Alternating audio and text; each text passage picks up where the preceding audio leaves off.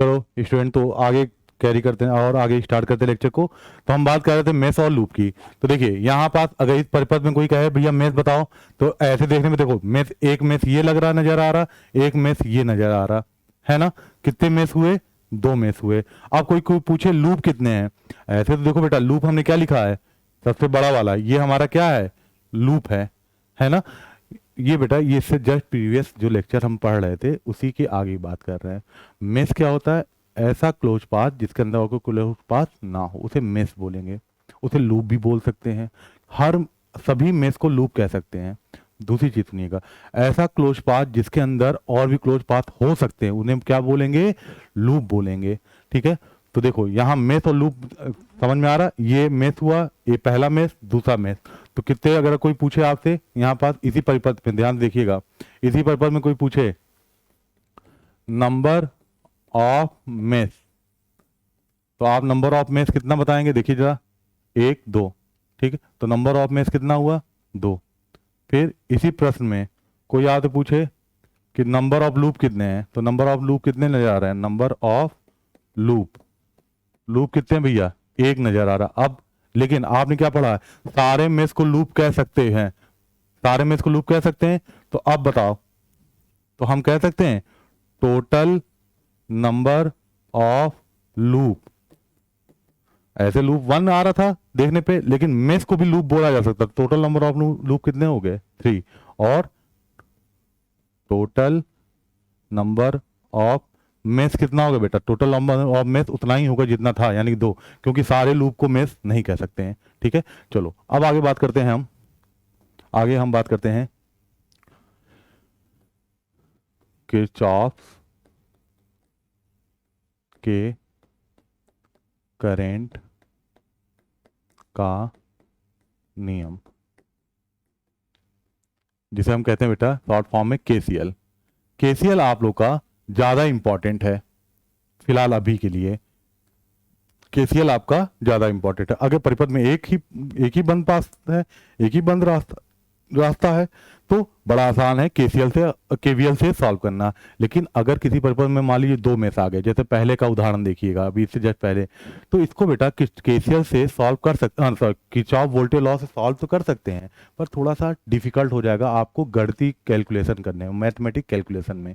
तो mathematic calculation को आसान रखने के लिए अगर जटिल परिपथ है तो उसमें क्या अप्लाई करना आसान है, किरचॉफ का करंट का नियम यानी कि केसीएल। देखिए नियम क्या कहता है कि किसी भी परिपथ में, ध्यान से देखिए, कोई परिपथ आप लोग को दिया है, उस परिपथ के किसी भी संधि पे मिलने वाले समस्त धाराओं का बीजगणितीय योग क्या होता है, शून्य होता है। जैसे मान लो बेटा कोई बहुत बड़ा परिपथ था, उस बड़े से परिपथ में हम कोई एक ऐसा बिंदु देख रहे हैं जिस बिंदु से कई तार जुड़े हुए हैं। इलेक्ट्रिकल में बेटा तार से ज्यादा समझ में आता है। मान लो कोई परिपथ में एक बिंदु था जिससे कितने तार न जुड़े हुए हैं, 5 तार जुड़े हुए हैं। हमने देखा कि उन तारों में जो धारा दिख रही थी वो कुछ इस प्रकार थी, I1, I3, I2 और I4, और ये हो गया बच्चा I5। अब आपसे कहा जा रहा है कि इस बिंदु पे, इसे नाम देते हैं बेटा हम, इसे हम बोलते हैं संधि, जिसे हम क्या बोलते हैं, जंक्शन, संधि। ठीक, जंक्शन। अब किरचॉफ क्या कह रहा है, कह रहे हैं, किरचॉफ बहुत अच्छे वैज्ञानिक और बहुत ही, इन्होंने इस फील्ड में बहुत उनका बड़ा योगदान है। तो सम्मान पूर्वक हम किरचॉफ साहब को याद करते हुए उनके किरचॉफ के करंट नियम को जरा समझते हैं। ठीक है, तो किरचॉफ ने ये कहा था कि किसी भी संधि पे मिलने वाले समस्त धाराओं का बीजगणितीय योग क्या होता है, शून्य होता है। तो बेटा इस संधि से 5 तार जुड़े हैं, तो पांचों तारों का बीजगणितीय योग, पांचों तारों में धारा का बीजगणितीय योग I1, I2, I3, I4 और I5, इनका बेटा बीजगणितीय योग क्या आएगा, शून्य आएगा। लेकिन बीजगणितीय योग में बेटा हम चिन्ह प्रपाती यानी कि साइन कन्वेंशन लॉ का यूज करते हैं। ये लॉ कोई कठिन नहीं है, बस नाम इनका उच्चारण कठिन है कि अरे बाप रे ये क्या है, चिन्ह परिपाटी नियम या साइन कन्वेंशन लॉ। सुनना बेटा ध्यान से, देखो इस बिंदु की तरफ, इस संधि की तरफ जो आपको जो करंट इस संधि की तरफ आती हुई नजर आ रही है, समय बीतने पे, समय जैसे जैसे बीतता जाए, जो करंट बिंदु के करीब आए उसे इनकमिंग करंट बोलेंगे और उसको क्या लेना, धनात्मक। और समय बीतने पे या समय के साथ साथ जो करंट दूर जाती जाए उस बिंदु से, उसे क्या बोलना, आउट गोइंग करंट। ठीक है, तो पहले पहचानना इनकमिंग करंट क्या होती है और आउटगोइंग करंट क्या होती है। तो ध्यान सुनना, समय बीतते बीतते जो करंट संधि के करीब आएगी वह इनकमिंग करंट होती है, और समय बीतने पे जो करंट संधि से दूर जाए वो क्या होती है, आउटगोइंग करंट। तो जो करंट इनकमिंग है उसको धनात्मक मान लेना बच्चा लोग, और जो करंट आउट गोइंग है उसको ऋणात्मक मान लेना। तो देखो जरा I1 की बात करो, I1 कौन सी करंट है, देखो समय बीतेगा तो I1 क्या होगी, इस बिंदु के करीब आएगी ना, यानी कि I1 इनकमिंग करंट है, इनकमिंग करंट क्या मानना, पॉजिटिव। I2 देखो बच्चा, समय बीतेगी तो ये करंट बिंदु से दूर जाएगा तो आउट क्या है, आउटगोइंग करंट है, तो इसको क्या मानना, निगेटिव। ऐसे ही देखो I4 भी आउटगोइंग है, I4 निगेटिव। I3 देखो, I3 समय के साथ साथ अंदर आ रही है तो इनकमिंग। I5 क्या होगा जरा सोचो, समय बीतने पे ये अंदर आएगी ना, तो ये क्या हो जाएगी, पॉजिटिव। समझ में आई। यही बेटा, यही जो बात मैंने यहाँ लिखा है इस समीकरण के माध्यम से, यही कहलाता है किरचॉफ का कौन सा नियम, KCL। KCL एक तो इस तरह से बेटा प्रदर्शित कर सकते हैं KCL को, एक और तरीका है इसी चीज को लिखने का बेटा एक और तरीका है। देखो मैं तरीका बता दूं क्या है, इसी समीकरण को जो क्या लिखा है बेटा, समीकरण लिखा है I1 minus I2 plus I3 minus I4 plus 5, यही आप क्या आया है, जीरो। जरा देखो इसको क्या ये लिख सकते हैं, I1 plus I3 plus I5 बराबर क्या लिख सकते हैं, I2 प्लस I4। बोलो बच्चों, कोई दिक्कत तो है नहीं। अच्छा, ये जरा देखो क्या है, इधर साइड, इस तरफ लेफ्ट हैंड साइड सारी इनकमिंग करंट है, तो इसको क्या बोल सकते हैं, सम ऑफ इनकमिंग करंट, यानी कि इनकमिंग करंट का योग बराबर किसके है, sum of out going current. समझ में आई बात। तो हम इस तरह भी से भी किरचॉफ के करंट नियम को दो तरह से परिभाषित कर सकते हैं। पहला नियम ये है कि किसी संधि पे समस्त धाराओं का बीजगणितीय योग क्या होगा, शून्य, या आने वाली धाराओं का योग बराबर होगा जाने वाली धाराओं के योग के। ठीक है ना, तो ये हो गया आपका किरचॉफ का करंट का नियम, और यह बहुत इंपॉर्टेंट है यहाँ के लिए भी, आगे की जितने भी टेक्निकल टॉपिक, मशीन पढ़ेंगे आप, या मेजरिंग इंस्ट्रूमेंट पढ़ेंगे, या पावर सिस्टम पढ़ेंगे, इलेक्ट्रॉनिक पढ़ेंगे, सब में इसका बहुत बड़ा योगदान है। ठीक है, चलो अब देखो आगे, अब इस पे सवाल कैसे आते हैं भैया वो भी देख लेते हैं। ठीक है, अब कुछ सवाल देखो, एग्जाम्पल जैसे मान लो ये परिपथ में कोई बिंदु था, चार तार जुड़े हैं बेटा, चार तार जुड़े हैं, और ये जो पहला तार है, मान लो इसमें करंट आ रही है 2 एम्पियर, यहाँ आ रही है 6 एम्पियर, यहाँ जा रही है 5 एम्पियर। आपसे पूछा इस करंट की वैल्यू बताइए, है ना, आई ज्ञात करिए, आई का मान ज्ञात करें।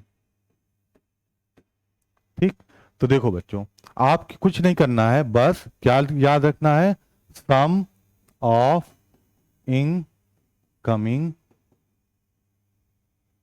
सम ऑफ इनकमिंग करंट, आने वाली धाराओं का योग बराबर जाने वाली धाराओं का योग।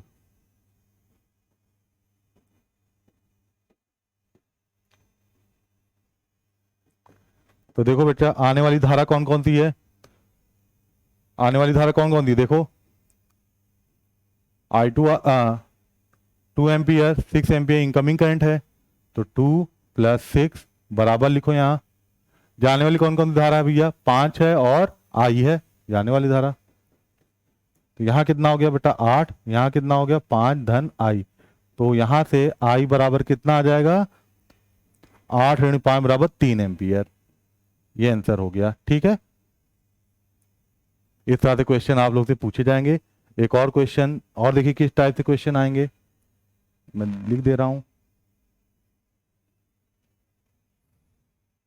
जैसे देखो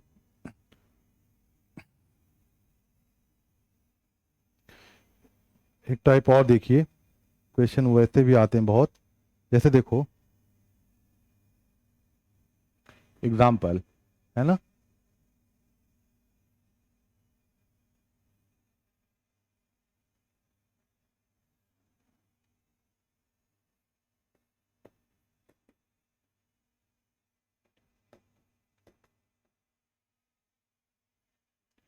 वो 1 एम्पियर और है आपका आई एक्स, और आपसे क्या कह रहा है, आपसे कह रहा है कि आप आई एक्स का मान बताइए, आई एक्स क्या होगा। तो देखो बच्चों ऐसे भी सवाल किरचॉफ लॉ से आते हैं बहुत ज्यादा। ऐसे सवालों में क्या करना है, शुरुआत जो करना है वो उस बिंदु से करना है जिस बिंदु में ज्यादा से ज्यादा जिस बिंदु में ज्यादा से ज्यादा, जिस बिंदु संबंधित ज्यादा से ज्यादा करंट का मान पता हो। जैसे देखो, अरे कहाँ गया, हाँ ये है, जरा देखो दो बिंदु है बेटा, एक ये है जंक्शन या संधि, एक ये है संधि, दो संधि है, एक मान लो ए है एक है बी। जरा ए से देखो, ए से कितने तार जुड़े हैं, तार देखा करो, 1 2 3, 3 तार जुड़े हैं। बी से कितने तार जुड़े हैं, 1 2 3, बी से भी 3 तार जुड़े हैं। लेकिन ए से 3 तार में दो तारों का मान ज्ञात है, पता है ना। देखो जरा ए बिंदु से जुड़ने वाले दो 3 तार में 2 तार का मान पता है, एक तार में धारा का मान है 0.5 एम्पियर, एक तार में धारा का मान है 0.3 एम्पियर। बी वाले बिंदु से जुड़ने वाले, जरा देखिए 3 तार में सिर्फ हमें एक ही तार में धारा का मान पता है, दूसरे में नहीं, बाकी दो में नहीं पता है। तो शुरुआत कहां से करेंगे, उस बिंदु से करेंगे जहां जिसमें एन, अगर एन नंबर ऑफ वायर जुड़े हैं तो n-1 तार में धारा का मान पता हो। जैसे 3 तार जुड़े हैं तो 2 तार में तो धारा का मान पता है ना, तो यहीं शुरुआत करिए। चलिए जैसे देखो 0.5 एम्पियर यहां आया, 0.3 यहां निकल गया, तो यहां कितना आगे बढ़ेगा भाई, 0.5 आया 0.3 चला गया, तो केसीएल लगाओगे तो यहां कितना करंट आ जाएगा, 0.2 एम्पियर आएगा। अब देखो 0.2 एम्पियर आगे बढ़ा, कितना बाहर चला गया, 0.1 एम्पियर, तो ये कितना आ जाएगा 0.1 एम्पियर। अब अगर बेटा सॉल्व करना चाहो तो देखो इस करंट को बेटा कुछ भी नाम दे देते, मान लो इसको आईपी बोल देते, तो इस पे केसीएल लगाते, ए पे केसीएल लगाते, केसीएल एट पॉइंट ए, तो देखो ए पे इनकमिंग करंट कौन सी है 0.5, आउटगोइंग करंट कौन सी है 0.3 प्लस आईपी, तो आईपी का मान आपको क्या मिल जाता 0.5 माइनस 0.3 बराबर आईपी बराबर हो जाता 0.2 एम्पियर। ठीक है, आईपी का मान ज्ञात होने के बाद अब बी पे केसीएल लगाते, केसीएल बी पे लगाते, तो जरा देखो क्या लिखते, तब लिखते आने वाली धारा कौन सी है भैया, आने वाली धारा सिर्फ यही है आईपी, तो आईपी बराबर जाने वाली कौन कौन सी धारा है 0.1 एम्पियर है, और आई एक्स जो पूछा जा रहा वो है, तो यहां से आई एक्स बराबर क्या आ जाएगा आईपी माइनस 0.1 आई ए, और आईपी है कितना 0.2 माइनस 0.1, तो कितना आ जाएगा आई एक्स इतना ही आ जाएगा। ठीक है, ऐसे क्वेश्चन कर लेना। चलो आगे बढ़ो, अब देखो क्या करना है। अब मेरी बात ध्यान समझिएगा, अब हम बात करते हैं क्या होता है जंक्शन और क्या होता है नोड। नोड एंड जंक्शन, जिसे आप हिंदी में जंक्शन को संधि बोलते हैं।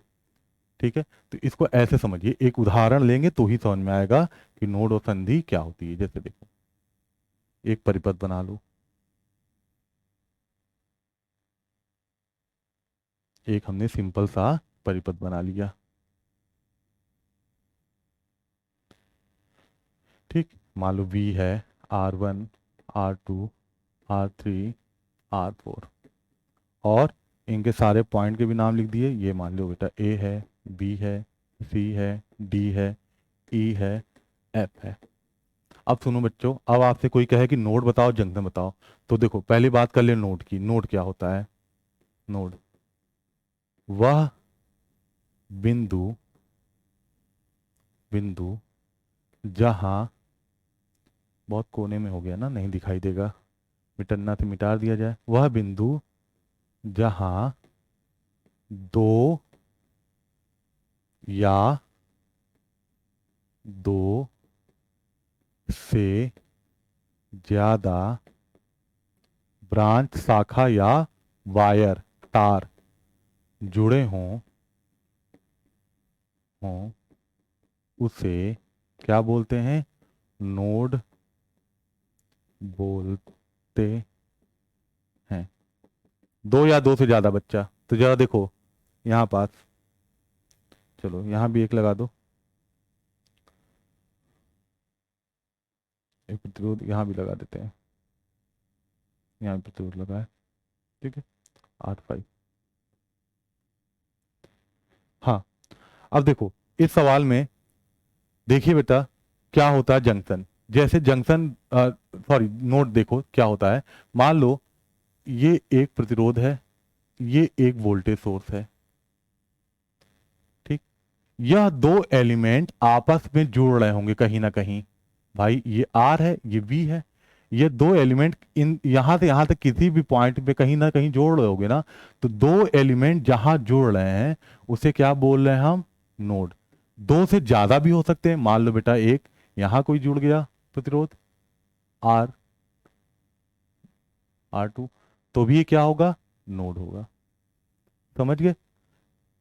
चलिए, तो नोड देखो बेटा कौन कौन से होंगे। जैसे देखो A नोड हुआ, कौन? R5 और V जुड़ रहा।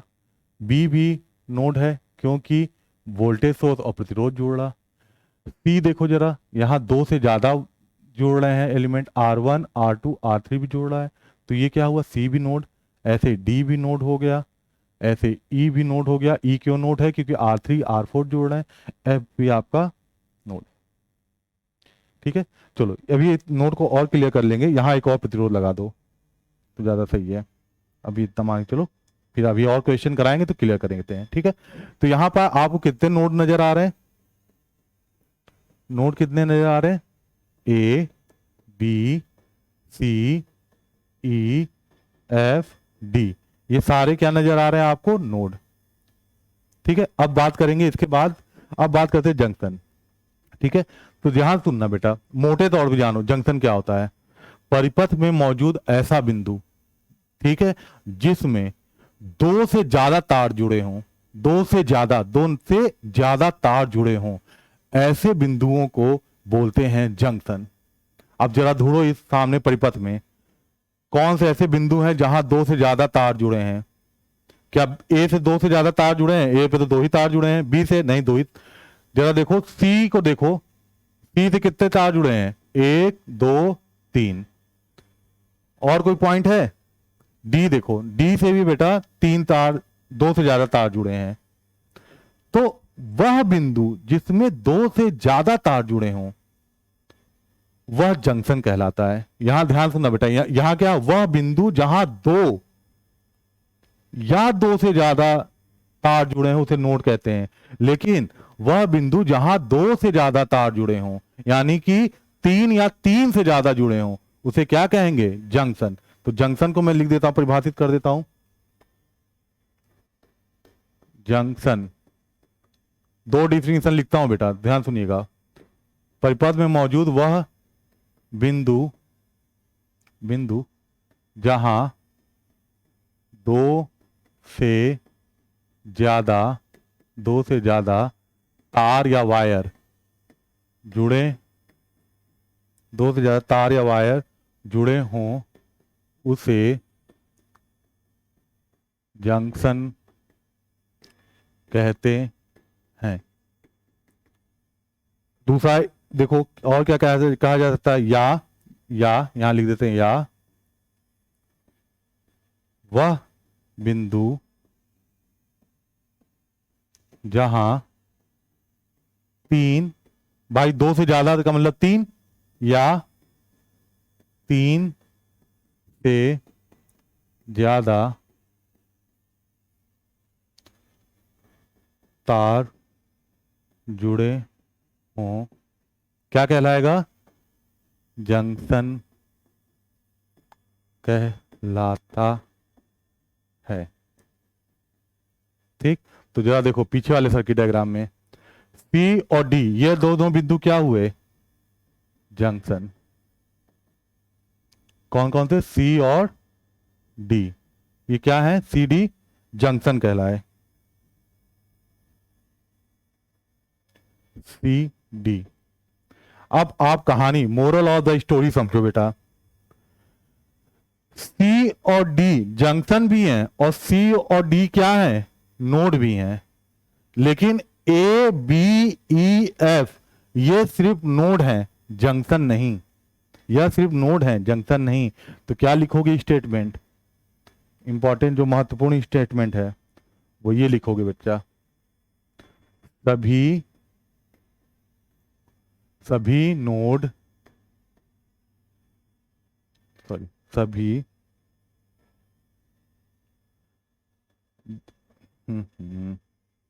सभी जंक्शन